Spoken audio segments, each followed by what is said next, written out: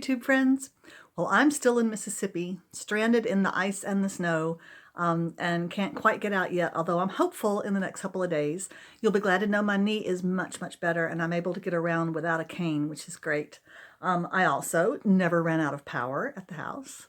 I also every day have had coffee, and if I can do this without spilling my coffee, I'm almost finished with The Woman in White, which is a great story if you like kind of one of those, it's not exactly a gothic Victorian novel, but it is kind of a sensational Victorian novel, and it's very fun. But it's a long read, so if you like a nice, long, slow, leisurely, descriptive read where you skip the occasional paragraph because it's just too much, this is the book for you. All right, the next thing I'm going to show you is my daughter's really, I think, amazing potato soup recipe. It's so easy, it's so delicious, and if that's the kind of recipe you like, this is the recipe for you.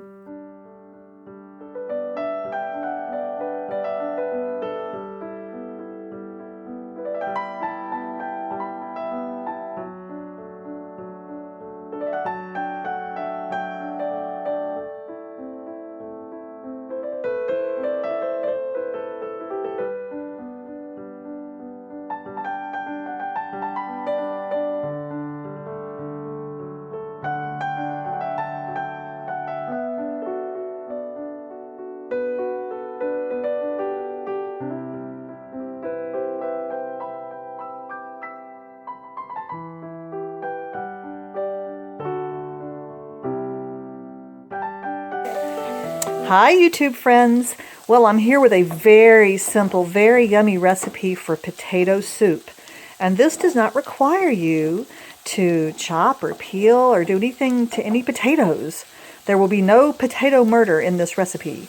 So this is my daughter's recipe, and you take one good-sized white onion and you're going to put it into, I'll put this in olive oil. You could use butter too. And you really want to cook these, they're diced up kind of large. And you're gonna just cook this until they're soft. Okay, you're giving them a heads up about the cooking that's coming. The other ingredients you need is a bag of hash browns. Now don't use the kind that come in these oval flat things, and don't use the shredded ones. Make sure they are these cubed hash browns, and they shouldn't be flavored with anything either. Okay, this is a 2-pound bag. I've also got, you want about 3 to 4 cups of chicken broth. This is some chicken broth that I made when I cooked some chicken, but you could just buy it in a container, or you could make your own with some bouillon. And then you're going to need a block of cream cheese. The last ingredient you want for really good flavor is some ham. Now Anna says you can use bacon that you can cook in a skillet, but that ham gives it much better flavor. This is a very small chunk of ham. See how it's already sliced? She says she really wishes we had about twice that much, but this will do. Okay? So that's your 5th ingredient. So you've got onions, potatoes, chicken broth, cream cheese, and ham.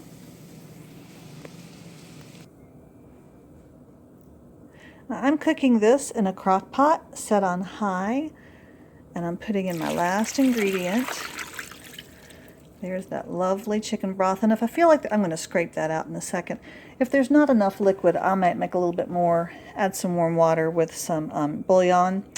This will make a wonderful soup, and we will use a stick blender on it later to make it smooth, but starting off with those frozen potatoes is the key. And if you wonder why we're making soup today, it's February. And let me show you what it's like outside. We had an ice storm last night, and it's 3 in the afternoon, and it is still icy on the trees. It is freezing out here, so it's time for a good hot soup.